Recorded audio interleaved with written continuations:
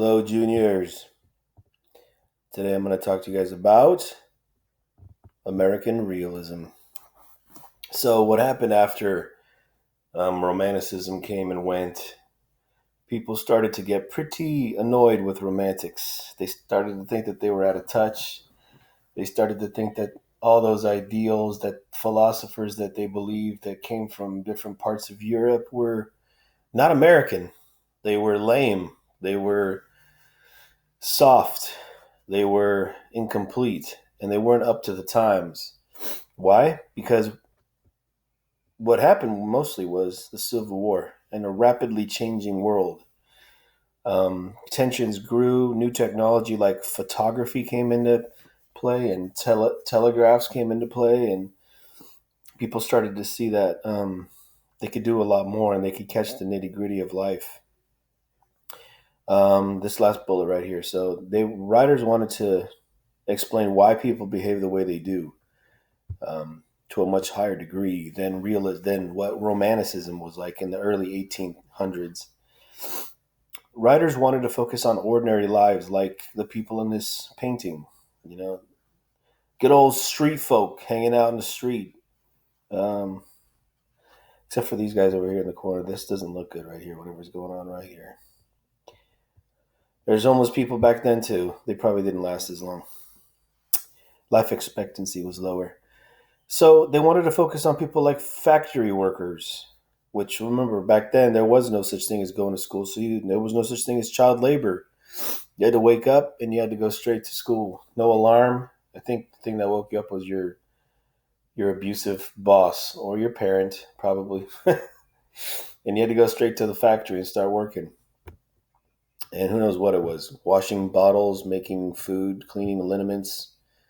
They wanted to focus on corrupt politicians like this guy, who was one of our famous ones in the last 10 to 15 years. But he just got pardoned, probably because of COVID-19. So he was allowed to leave. They wanted to focus on how weary housewives. And I couldn't really think of a good picture, so I used Marge and her classic. They wanted to focus on construction workers, people that do the everyday grind. Not this guy, obviously, but notice the guy in the front. He knows it's going down. Watch. Oh. And then he grimaces pretty quickly. The factors of change that happened at that time. So it was the Civil War, obviously, was what brought on this idea that we wanted to get to the real reality of what life is like. The expansion of the railroad, obviously, that was the biggest. The invention of the telegraph was one. Mass immigration, people were coming in droves to America in the 1800s. Rapid industrialization, the making of factories and the making of things that people thought at the time that was much more needful. The big cities were getting bigger, mostly New York, Philadelphia, Baltimore, Boston, everything on the East Coast. Everything in the Midwest and the West started to get bigger kind of around the 1900s, a little later when people started to expand out west. Images like this in the Battle of Gettysburg stunned America. Okay, obviously, when people took photographs, nobody imagined never seeing a photograph, only seeing illustrations, drawings, and then finally seeing actual pictures of what was going on. Americans saw it as pretty brutal, pretty crazy, pretty in your face.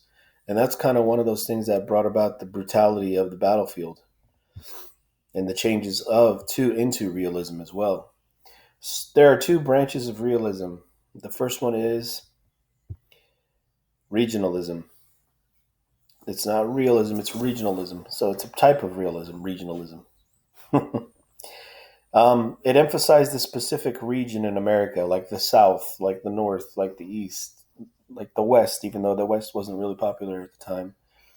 They used the dialect and the mannerisms of local people to try to make it sound a lot more original. Writers like Harriet Beecher Stowe, Bret Harte, Kate Chopin, Mark Twain, and one of the most famous books of all time that we used to make our juniors read was Huckleberry Finn. And what's so awesome about a regional book like Huckleberry Finn is that it can read in a couple ways. First, you can read it as just a rollicking good adventure, rollicking fun adventure.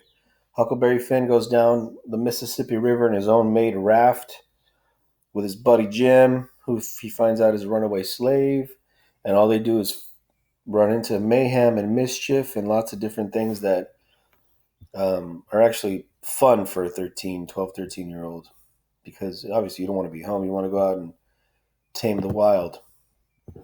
Or you can read it a different way, digging deeper and read it as a life instructions about how to be a man, because he realizes that life is not what it used to be or what it's cracked up to be. And it powerful sucks when you got to do work to sustain yourself, where you got to trick your parents into thinking that you're dead so that you can actually live. And when that doesn't work, you got to be on the run until you find out your dad is dead, and then you don't have to run anymore. Or you can dig even deeper and read it as biting social commentary about why somebody like Jim can't be free. And Jim is obviously not that little kid, but he was a black slave. And Abraham Lincoln does not feature into it, but that's why it's a fantasy in this picture. The second branch is naturalism. Naturalism was the look to science to understand humanity. Naturalists wrote through the ologies, psychology, sociology, biology, and the environment. Naturalism looked to nature, obviously. Naturalism looked to ways that we could actually find the way we reflect in the universe. So these writers, like Frank Norris, tend to look at life as a grim, losing battle. The universe is powerful, they argued, and completely indifferent to our happiness or survival. In the end, nature wins. If it's ever man versus nature, nature will always win. That's what naturalism tended to go towards. Man loses every time. You can't go up against a natural disaster, natural anything really. And you could even say that what's happening right now is a part of nature. A virus attacking millions of people is a part of nature. We don't know if it was necessarily created in nature or created in a lab. You can make an argument that people are believing either one right now. But nature wins.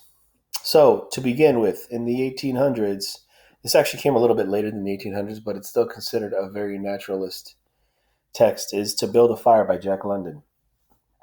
Like many of his stories, Jack London's To Build a Fire takes place in the snowy world of the Yukon, where it's so cold your spit freezes before it even hits the ground. Jack London spent a very influential part of his young life mining for gold in the Arctic North and returned to the States a changed man.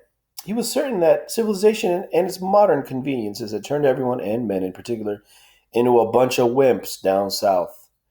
And he felt that people needed to reconnect with their animal instincts if they wished to remain strong against the pampering forces of the modern world.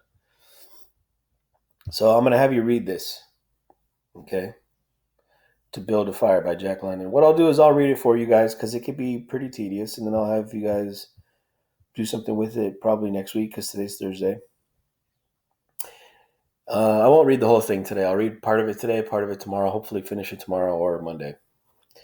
Day had dawned cold and gray when the man turned aside from the Yukon Trail. He climbed a high earth bank where the little traveled trail led east through the pine forest. It was a high bank, and he paused to breathe at the top. He excused the act to himself by looking at his watch. It was 9 o'clock in the morning. There was no sun or promise of sun, although there was not a cloud in the sky. It was a clear day. However, there seemed to be an indescribable darkness over the face of things. That was because the sun was absent from the sky. The fact did not worry the man. He was not alarmed by the lack of sun. It had been days since he had seen the sun. The man looked along the way he had come. The Yukon lay a mile wide and hidden under 3 feet of ice. On top of this ice were as many feet of snow. It was all pure white, north and south, as far as his eye could see. It was unbroken white. The one thing that relieved the whiteness was a thin, dark line that curved from the pine-covered island to the south. It curved into the north, where it disappeared behind another pine-covered island. The dark line was the trail, the main trail. It led 500 miles to the Chilkoot Pass in saltwater. It led 75 miles to Dawson, and still farther on north, 1,000 miles to Nulato, and finally to St. Michael on the Bering Sea. 1,000 miles and 1,000 more, and a half thousand more. But all this, the distant trail, no sun in the sky, the great cold, and the strangeness of it all, had no effect on the man. It was not because he was long familiar with it. He was a newcomer in the land, and this was his first winter.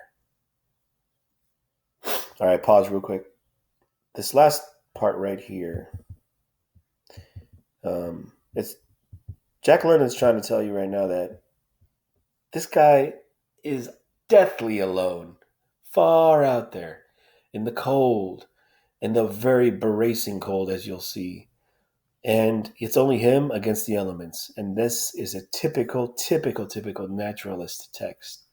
Man versus nature. Man versus just the alone elements out there. The trouble with him was that he was not able to imagine. He was quick and ready in the things of life, but only in the things and not in their meanings. 50 below, 50 degrees below zero meant 80 degrees of frost. Such facts told him that it was cold and uncomfortable, and that was all.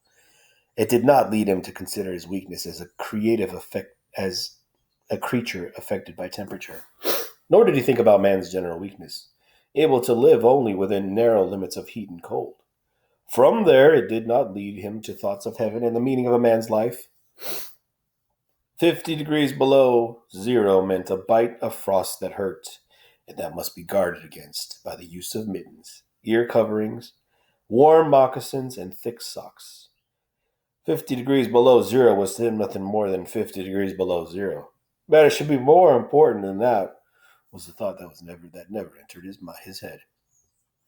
As he turned to go, he forced some water from his mouth as an experiment. There was a sudden noise that surprised him.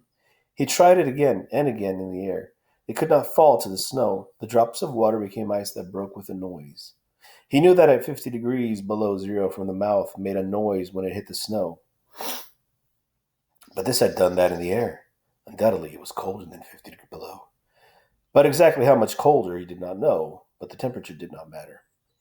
He was headed for the old camp on Henderson Creek where the boys were already. He had come across the mountain from the Indian Creek country. He had taken a long trail to look at the possibility of floating logs from the islands in the Yukon down the river when the ice melted.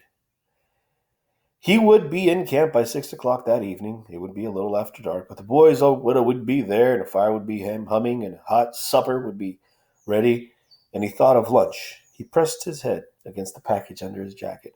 It was also against his shirt, wrapped in a handkerchief and lying for warmth against the naked skin. Otherwise the bread would freeze. He smiled contentedly to himself as he thought of those pieces of bread, each of which enclosed a generous portion of cooked meat. He plunged among the pine trees. The trail was not well marked there. Several inches of snow had fallen since the last sled had passed, and he was glad he was without a sled. Additionally, he carried nothing but the lunch wrapped in the handkerchief. He was surprised, however, at the cold. It certainly was cold, he decided as he rubbed his nose and face with his mittened hand. He had a good growth of hair on his face, but that did not protect his nose or the upper part of his face from the frosty air. Following at the man's heels was a big native dog. It was a wolf dog, gray-coated, and not noticeably different from his brother, the wild wolf.